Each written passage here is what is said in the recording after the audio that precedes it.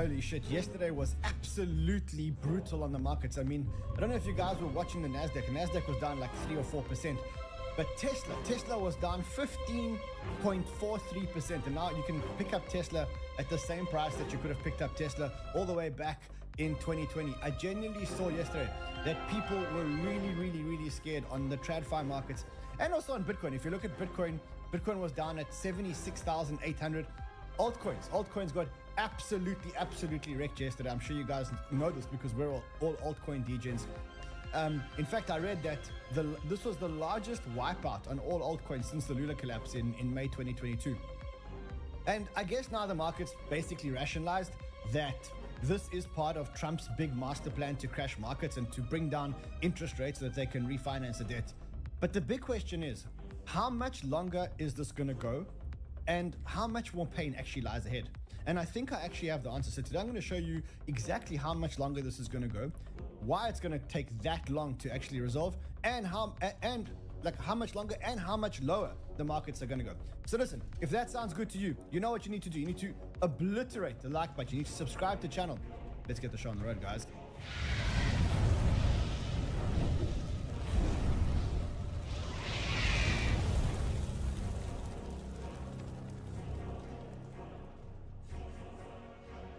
Okay, I see some people are still confused about the time. We are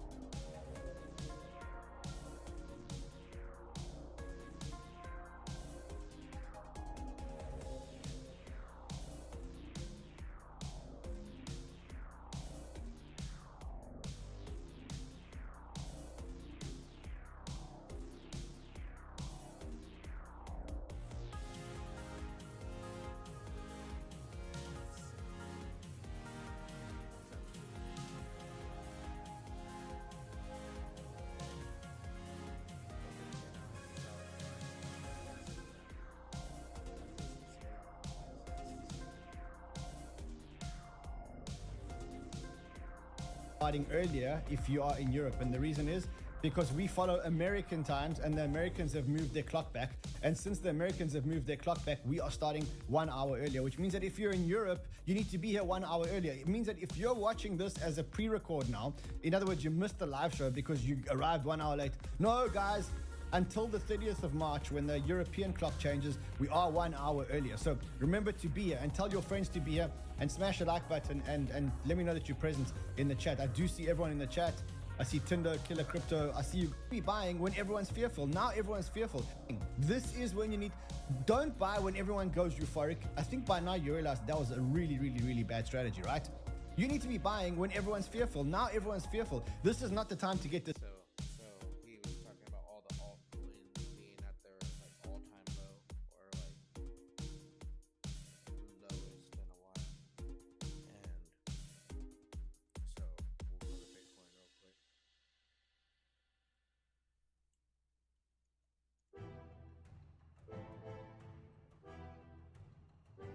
And so we'll go to Bitcoin real quick. So Bitcoin picked here. Like clicked right here. I bought. It went up.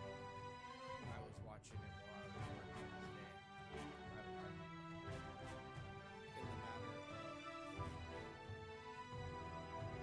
So I bought it up. I watched it. No, I bought it up.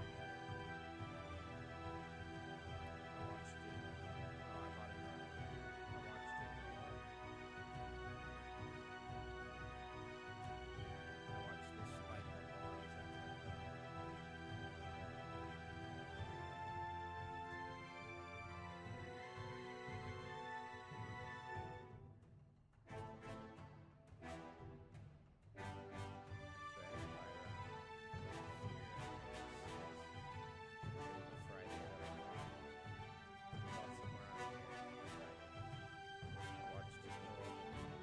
I was at work. Interested, I'm going to show you exactly what I'm doing. So listen, if that sounds good to you, obliterate the like button. I'm going to get on with today's alpha.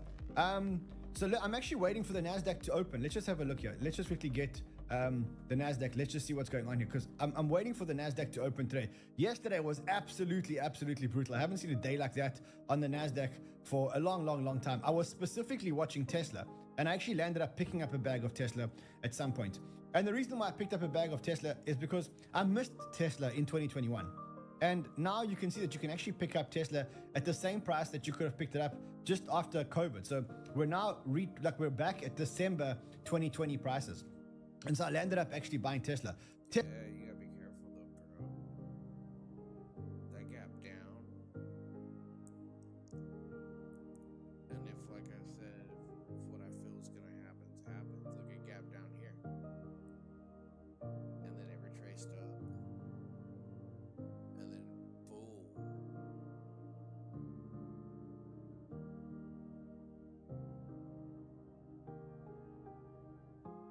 It gapped up here.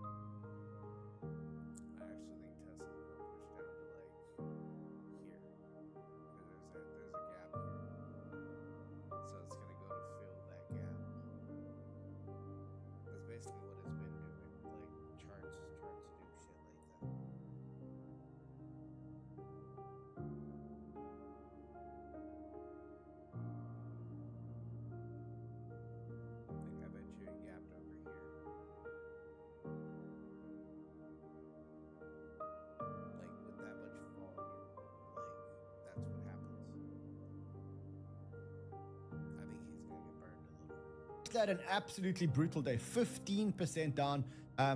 It was crazy. If you look at the Magnificent Seven and you look at the market cap losses on the Magnificent Seven, which is Amazon, Facebook, you know, the Magnificent Seven. Well, that was the biggest one-day loss for the Magnificent Seven ever. They lost nearly $1 trillion. $830 billion was actually lost in one day. It was absolutely brutal. Let's just quickly go and look at stocks like Nvidia. Nvidia was down. It is slightly back up. Meta, which had that 20-day winning streak. Remember that 20-day winning streak that Meta had? This one over here. Pretty much the entire 20-day winning streak has already been wiped out for Meta. So it was an absolute bloodbath, no matter which way you look at it.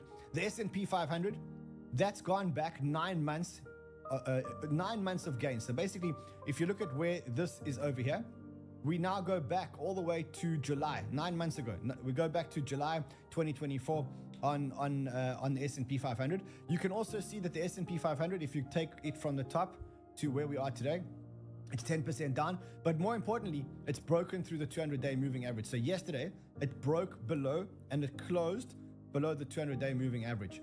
You can see that in the TradFi markets, there is a lot of fear. You can see it in many places. You can see it, of course, in the Fear and Greed Index. It's now at extreme fear. It's been in extreme fear for quite a while now. You can see that the other place you can see it is the VIX, which is called the Volatility Index. If you look at the volatility index is at 28.54, which for TradFi markets means the markets are actually starting to get really panicked. So you've got absolute fear and greed in the markets. And the truth is that this is exactly what Trump wants. Trump wants there to be fear in the markets. And the reason why Trump wants there to be fear in the markets is because he needs to refinance the debt. And the problem with the refinancing of the debt is that the interest rates, the US interest rates right now, are too high to refinance debt. You got US interest rates at 4.25 or 4.5%. That's too high to refinance the debt. And so as Adam Cochran actually says here, he says, Trump is crashing the markets to refinance the US debt. It's 4D chess. That's not how it works, he said. But the truth is, what we know is that Trump needs to refinance a whole lot of debt, which comes into maturity or which matures now. And the problem is that if he's refinancing it at 4.25%, it's simply going to cost the United States too much. And so what Trump is trying to do, he's trying to scare the markets. And through scaring the markets, he's trying to get Powell, he's trying to force Powell's hand to actually reduce rates. Now, I want to talk to you about how long this is actually going to last, because what Trump is actually achieving, what he wants to achieve. He's got everybody is scared. He's trying to force Powell's hand. He's trying to force Powell's hand into two things. One, he wants Powell to do quantitative easing.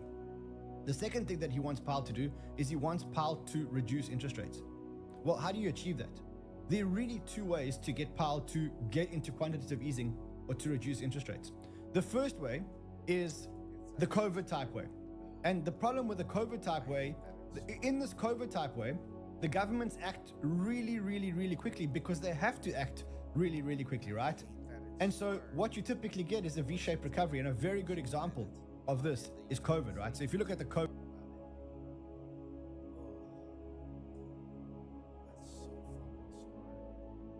correction, this is COVID, this is the correction. We'll take it from the top, even though we know the COVID only started somewhere here, right? But we'll take it from the top. And you can see from the top to the bottom, it took about 22 days. So from the top of the markets to the absolute bottom of the markets, that took 3 weeks. More impressively, to get back to the same levels as the markets were, you're talking about 3.5 months. So in 105 days, which is just over 3 months, we got back to where we actually started before the COVID correction, right? Now, what you can see is that in this period, interest rates actually, let me see if I can get us a longer view here. So what you can see is in this period, interest rates moved from 2.5% on the 19th of June to pretty much zero by 1 year later. So it took 1 year for them to drop rates by 2.5%. Now remember that rates right now are about 4.5%. So here they dropped from 1.75% in February all the way to zero in one drop. So governments moved very, very, very quickly to stabilize the economy because something was breaking around COVID. And so what you get in that kind of scenario is you get a V-shaped recovery. So every time something breaks, if something breaks, the government has to act, and the government acts pretty quickly, and then you get a V-shaped recovery. The other way to force quantitative easing and to force interest rates to go down is, unfortunately, where something doesn't break. And if something doesn't break, then we get into a scenario where market participants need to be shaken out over a time and pain approach. So it's almost like a stamina approach. It is shaking out the people, the weak hands, but not shaking them out quickly with a big market correction. But it's more shaking them out through a combination of time and pain. And unfortunately, this is like, if you think about a patient that's got a band-aid or a bandage on a burn or something like that, right? So this approach is like actually peeling off the band-aid really, really, really slowly and waiting for the patient to capitulate versus just ripping off the band-aid. The first one is just ripping off the band-aid, and the other one is doing it really, really, really, really slowly. That is unfortunately the path that we have to take now, because nothing in the economy is broken. And because nothing in the economy is actually broken, the only way to shake the market, to make the market really, really, really scared. And when I say really scared, I mean like so scared that manufacturers don't want to open a new plant. They don't want to spend the extra money. They don't want to take on the new jobs. You've got to get people so fearful that they're so scared about the future that they don't.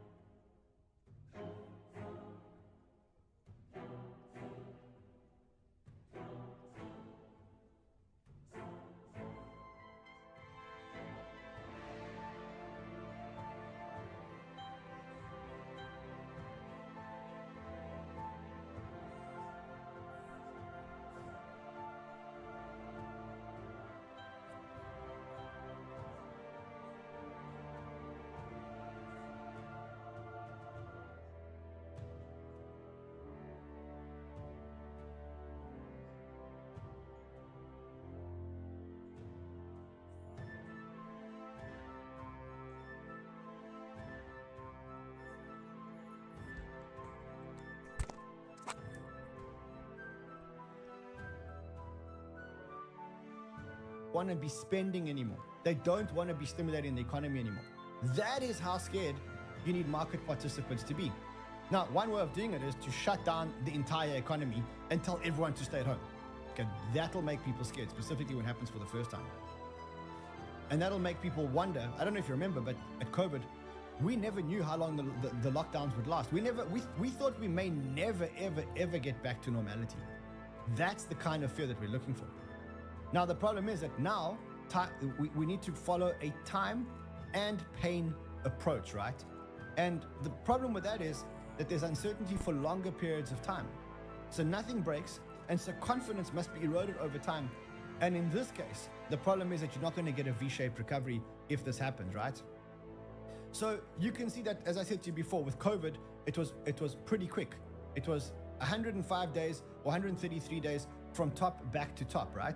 And we reduced the interest rates very, very, very, very fast. Now we're going back to this time and this time-based approach. Now, the reality with this time-based approach is that the time-based approach requires certain indicators to trip, right? So in other words, how does this time-based approach work? Well, we're waiting for certain indicators to basically switch on or switch off. And I'll give you some examples of those indicators. The first indicator that we want switching on or switching off is we want fear. We want the markets genuinely scared. And to that end, I must say, we're pretty much getting some progress, right? Like, so if you look at like the fear and greed index, this is a measure of the economic policy uncertainty index. And the reason why this is such an important measure is because when there's no certainty around economic policy, then people get scared and they don't invest, right? And so what you can see here, this is the economic policy uncertainty index, the 5-day average. And currently we're very, very, very high. This is caused by the tariffs and stuff like that. So all the tariffs, all the talk about the tariffs and the trade wars, this is making people uncertain. And so people are very, very, very scared to invest. And this makes investors scared. You can also see that the fear and greed is once again back at extreme fear, right? You can see that consumer confidence, we're watching this consumer confidence chart over here, which reports once every month. We want consumer confidence to drop by a lot, right? If we get a high drop in consumer confidence, then we know that the market's actually scared. So fear and greed already scared. The economic uncertainty index already scared. So that's what we're looking at. That's the first indicator. The second indicator, which the market's looking for, is actually inflation, right? So remember that if we want Powell to reduce interest rates, he's looking for inflation and he's looking for unemployment. So let's look at where we're at with inflation, right? When it comes to inflation, we have a big reading tomorrow. The market is expecting 2.9% tomorrow. The Atlanta or the Cleveland Fed has told us that it's going to be about 2.83%, which is good. That's what we're expecting. The good thing, though, is that Trueflation is telling us that actually real inflation is 1.35%. And if Trueflation is telling us that real inflation is 1.35%, that means that in the next inflation reading, because Trueflation reads the data much more live than the government's reading data, which means that the readings are typically 1 month ahead when it comes to inflation, right?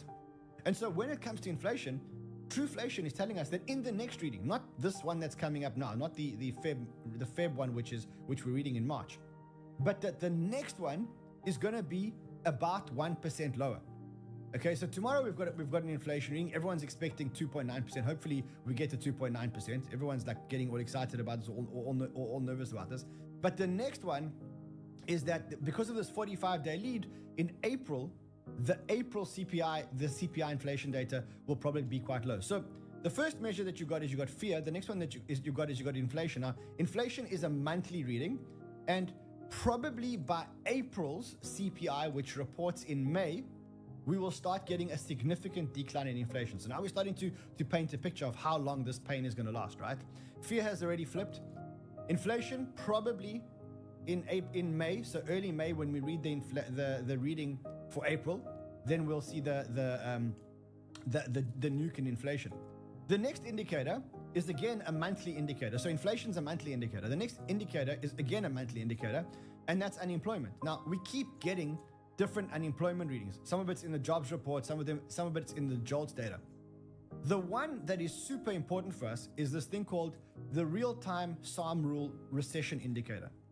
The reason why this one is so important is because remember what Trump is trying to do, he's trying to engineer a recession. He's trying to make people really scared about the fact that there's going to be a recession. Because when there is a recession, or when a recession is imminent, companies generally don't want to invest. They're generally too scared to invest, right? And so remember that what Trump's trying to do now is he is trying to engineer a recession. And in order for there to be a recession, people use this indicator called the SARM recession indicator. And this indicator suggests the start of a recession when the 3-month moving average of national unemployment rate rises by 0.5% percentage points or more relative to a minimum of 3-month averages, right? So basically, here you're looking at 3-month averages. So if you look at 3-month averages going up, you're talking about March, April, May. The reading comes out in about June. So you've got inflation, which should come down in May. This number, if it continues to increase, comes out in June. So again, we're talking around May, June, this market starts to turn, right? The next indicator, so remember, the first indicator was fear. The second indicator was inflation, which is a monthly. The third indicator was unemployment, which is a monthly, but actually the SARM rule is a 3-monthly or quarterly reading. The next reading is again a quarterly reading. And the quarterly reading here is the GDP data. And the reason why the GDP data is so important is because generally you look to GDP or the growth in GDP to tell you whether or not there's a recession. So they define a recession as 2 or more periods with negative GDP growth, right? So we're looking for negative GDP growth for 2 or more periods. Now, if you look at historical GDP, the last reading was 2.3%. The forecast now, or at least what the Atlanta Fed is telling us, is that GDP is going to go from 2.3% to negative 2.4%. That comes out in how many days? 19. So on the 19th of March, we get the GDP reading, and we're expecting it to be negative for the first one. So that's 1 quarter of negative GDP growth, right? Now what you need to do is you need to work out, you need to get 2 quarters of negative GDP growth to make sure that you've got a recession, right? For Trump to be able to stand up and tell Powell, listen, buddy, you have to reduce rates, and the reason why you have to reduce rates is because we are in a recession. He can only say that when he's got 2 quarters of negative GDP growth. The first one comes out in a week. The next one comes out in 3 months, which is April, May, June. So now you've got inflation, which should turn in May. You got the SARM indicator, which should turn somewhere around May, June. And the next GDP reading comes out somewhere around June, and that'll give us 2 quarters of negative growth if there are 2 quarters of negative growth. And so that puts the recession indicator in or around June. Now, as Fred Krueger says here, which I agree with, says the reason Bitcoin is going down is simple: fear of a recession. The only reason GDP and employment was holding up was because of massive government spending. But now the massive government spending is over, and so very soon the government will have to reduce rates to stimulate the economy again, and that's pretty much what's going to happen. So right now, as you look at the recession indicators, there's only a 20% chance. This is the market implied US recession probability. The market, when you look at all the indicators that are talking about a recession, the VIX, the S&P drawdown, the spreads, etc., you're talking about there's a 20% probability of a recession. That number needs to go up, and the US needs to go into a recession on paper, not a long-term recession, but the US needs to go into a recession on paper in order for the Fed to actually start reducing rates. The other thing that will start happening quarterly is the fact that companies are going to start to report their earnings. And what you want to see is you want to see their earnings coming down, and you want to see them blaming the economic environment. Now, the December earnings we've already had. The first quarter earnings, which is January to March, we'll start getting somewhere around April and May. And so what you'll start seeing, again, one of the indicators that we're looking for to trip is for company earnings to actually start coming down. And again, that becomes a quarterly. So you've got inflation, which is a monthly. You've got the jobs, which is a monthly, but the SARM indicator gives us once every 3 months. you've got the GDP numbers, which are quarterly, and then you've got earnings, which are quarterly. So what we're starting to see is that if all these numbers and all this data starts to play out, you're pretty much looking at the end of this somewhere around May and June, right? So that's more or less when the numbers will come out to give Trump the data to force Powell's hand to actually reduce rates and to start quantitative easing. And this will come. You've got the GDP numbers, which are quarterly, and then you've got earnings, which are quarterly. So what we're starting to see is that if all these numbers and all this data starts to play out, you're pretty much looking at the end of this somewhere around May and June, right? So that's more or less when the numbers will come out to give Trump the data to force Powell's hand to actually reduce rates and to start quantitative easing. And then from that point, we're then looking towards when will be the Fed meeting when we actually cut rates. So there's a meeting on the 18th of June. It's possible that it would be that one, but probably the bigger interest rate cuts will be somewhere around July. And you can see that the market's already expecting 2 interest rate cuts by July, with a 45.8% chance that there is also going to be a reading in July. And so everything's pointing to all this pain ending around June or July. One thing you must remember, though, is that Trump is not looking for a small cut in interest rates. I mean, it doesn't make a difference to him whether you refinance the debt at 4.5 or 4.25. Trump's looking to go from 4.5 all the way down to like 2%, so you can refinance the debt at like 2%. And so he's got to cause a lot of pain between now and June and July in order to force Powell's hand to reduce interest rates, not by 0.25 and 0.25. Trump's going to want a real reduction in interest rates. Now, one of the other metrics that points to exactly the same thing is this metric over here, and that's fear and greed, right? So if you look at the fear and greed, and then when the markets go up, there becomes extreme greed. And so everything kind of lines up with many more degrees of freedom than investors expect, setting up the US economy for a deflationary boom in the second half of the year. So she's talking about the second half of the year, which is July, she's calling it setting up the US economy for a deflationary boom.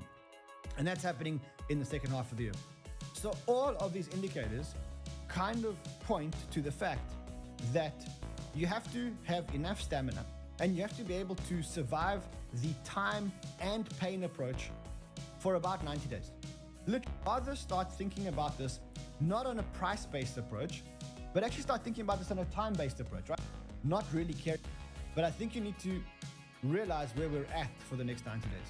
So what you do now is the price that it was a year ago before all the meme coin hype to fulfill all your obligations and you need to brace yourself for more pain.